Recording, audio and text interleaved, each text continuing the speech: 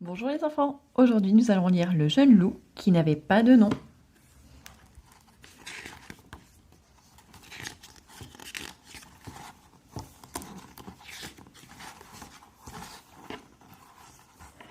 Assis sur une pierre au bord du chemin, un jeune loup pleure. Passe un vieil homme tout courbé qui porte sur son dos son sac. « Pourquoi est-ce que tu pleures, loup ?» Le jeune loup répond. « Je pleure parce que je suis le 7e loup et que je n'ai pas de nom. »« Tu n'as pas de nom ?»« Non, mes 6 frères et sœurs ont tous des noms, et même de très jolis noms. Les garçons s'appellent Léopold, Lindbergh et Lucullus. Et les filles s'appellent Lara, Luce et Loulavi. » Le soir, quand nous nous couchons, notre mère louve tire sur nous la couverture et elle embrasse chacun sur le museau en disant « Bonne nuit Lucullus, bonne nuit Lara, fais de beaux rêves Léopold. » À moi, elle ne dit rien, puisque je n'ai pas de nom. Le matin, nous buvons dans nos bols sur lesquels sont écrits nos noms. Sur le mien, rien n'est écrit, puisque je n'ai pas de nom. Puis, nous partons pour l'école, et notre père loup dit à chacun « Bonne journée Lindbergh, travaille bien Loulabi, n'oublie pas tes livres Luce. » À moi, il ne dit rien, puisque je n'ai pas de nom. Le vieil homme dit au loup « Ne pleure plus et suis-moi, ton nom est dans mon sac. » Un peu plus loin, à la lisière de la forêt, un jeune ours pleurniche contre un arbre. « Qu'as-tu à pleurer ?» demande le vieil homme. « Je pleure, dit le jeune ours, parce que je suis le 7e ours et que je n'ai pas de nom. »« Tu n'as pas de nom ?»« Non, mes 6 frères et sœurs ont tous des noms, et même de très jolis noms. Les garçons s'appellent Oscar, Owen et Oméga, et les filles s'appellent Ovive, Orphée et Odessa. » Le matin, quand nous faisons notre toilette, notre mère ours dit à chacun « Frotte bien tes pattes, Oscar. Nettoie tes griffes, Owen. N'oublie pas tes dents, Odessa. » À moi, elle ne dit rien, puisque je n'ai pas de nom. Et plus tard, quand nous partons pour aller pêcher dans le lac, notre père ours dit à chacun « Bonne pêche, Oméga. N'oublie pas ton chapeau, Ovive. Ne tombe pas dans l'eau, Orphée. » À moi, il ne dit rien, puisque je n'ai pas de nom. « Ne pleure plus et suis-nous, dit le vieil homme. Ton nom est dans mon sac. »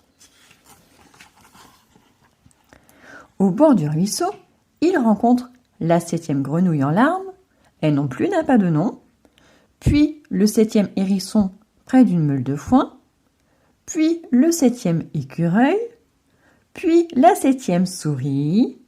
Bientôt, la troupe des petits animaux qui n'ont pas de nom trotte gaiement derrière le vieil homme qui marche maintenant avec peine.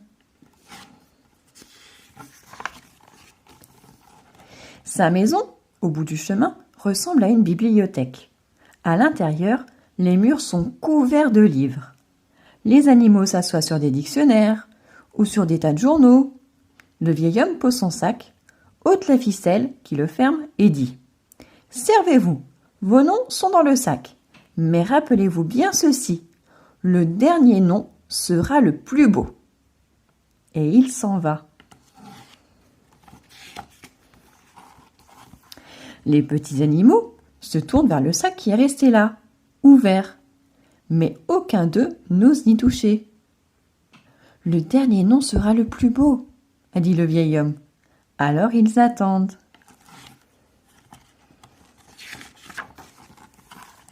Au bout de quelques minutes, le petit ours n'y tient plus. Il plonge sa patte dans le sac et retire un papier.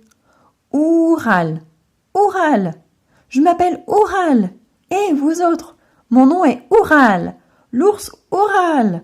Est-ce que ce n'est pas le plus beau du monde? Est-ce que ce n'est pas le plus beau nom du monde ?»